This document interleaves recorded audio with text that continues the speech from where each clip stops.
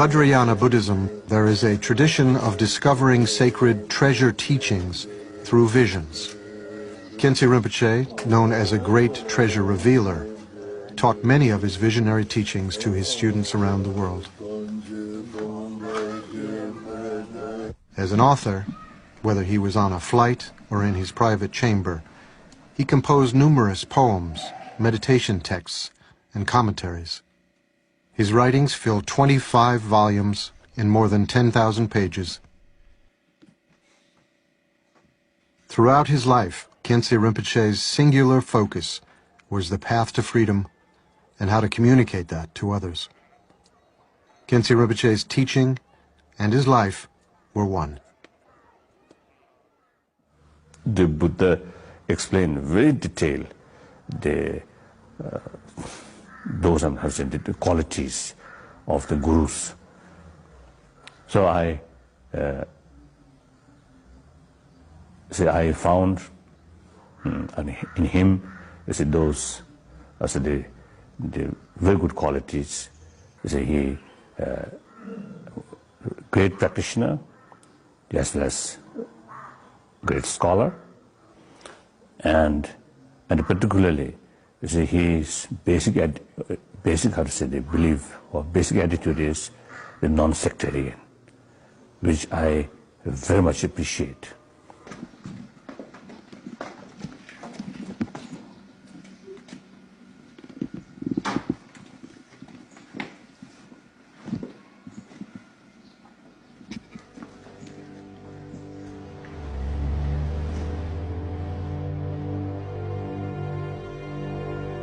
From arriving as a refugee to becoming the spiritual advisor to the royal family of Bhutan and the teacher to His Holiness the Dalai Lama, Khyentse Rinpoche's life saw many changes, yet his behavior always remained the same.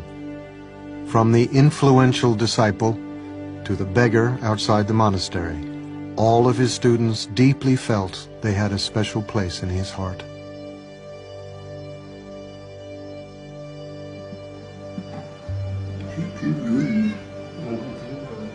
In 1991, Khyentse Rinpoche was obliged to cancel a fourth trip to Tibet. He told one of his students, "I still have much work to do, but this composite body of mine is not keeping up with me." Instead, he chose to spend 3.5 months in retreat in Bhutan. During this retreat, Rinpoche asked his closest disciples to visit him. It was here, in his hermitage, that he gave them teachings and told them that if they had any questions, now would be a good time to ask. Nepal had a tradition of Buddhism, not always from Tibet, but from India direct to Nepal. So Nepal has, I think, Vajrayana Buddhist traditions, which some of them we don't even have in Tibet. That is very wonderful, and I think that is still very much alive. And I think in Nepal tradition also you have the lineage from, I think, the family father to son, and they carry on this lineage. And then of course we have the Tibetan Buddhist lineage from Tibet and all the Nepal Himalayas, they practice that. So I think now many of the young Nepalese people are getting more and more interest, not only like worship or pray to the Buddhas and Guru Rinpoche, but they want to study.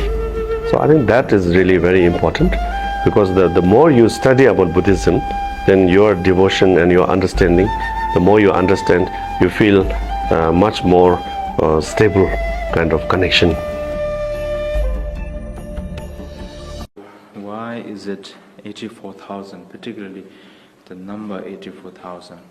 Is that the significance of the 84,000 is that we have the three poisons, Dosha, Shechen, Dimo. So I'm sure you have seen, but in pictures or in drawings, there will be drawing of a rooster, a snake, and a pig.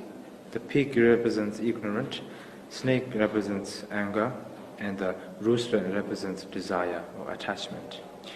So we say in the Tibetan, in the Buddhism, not Tibetan, sorry, in Buddhism, that for these three, Buddha taught for each of these 3 poisons, he taught 21,000 ways of dealing with it.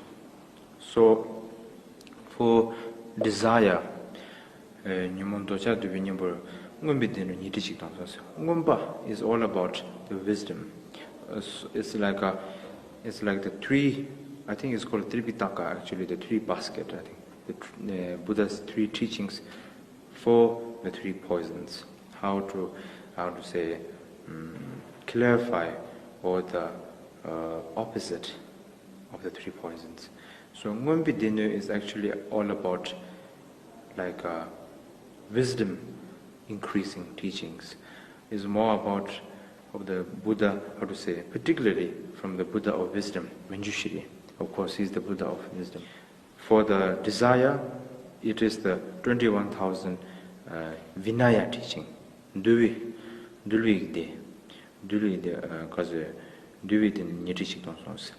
For desire, because desire and attachment is all about desiring for people, desiring for outer.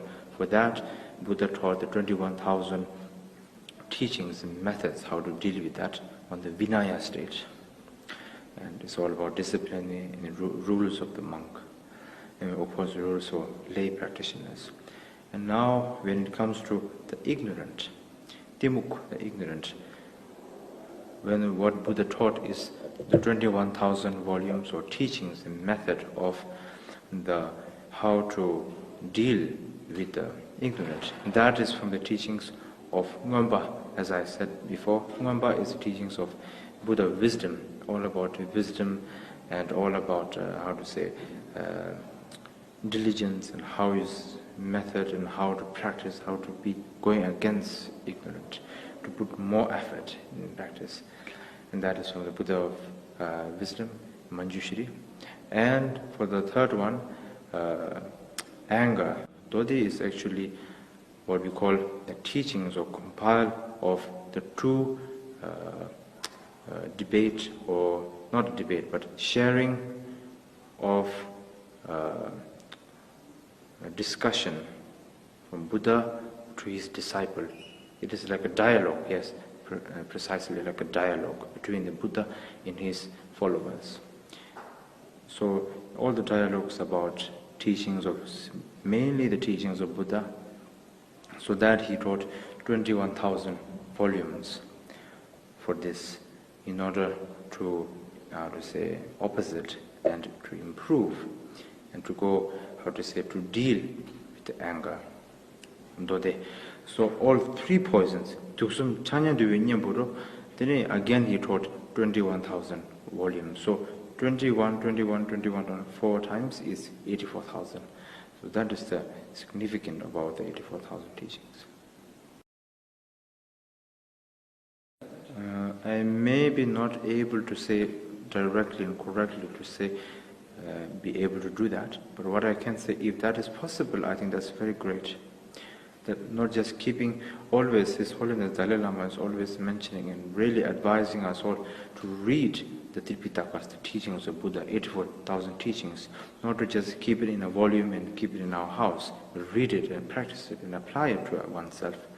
He said Buddha taught for us to apply and to practice, not to keep it in the house.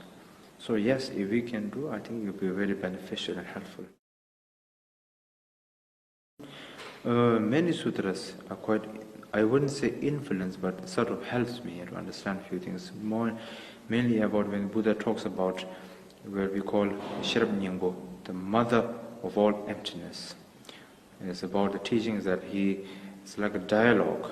When the disciple asks about Buddha, if there is existence or non-existence, so Buddha explains about how non-existent is. What does it mean? So when he talks about there is no such thing as I, oneself, one body, ear, eye, body, flesh, bone, he explains that each and every detail, breaking down all of this and saying that there is no such thing as existence. So that actually was really sort of helping me when I was learning with my tutor. He always used to tell me about that, and sort of it helped me a lot. I think I don't know what is called in the what you call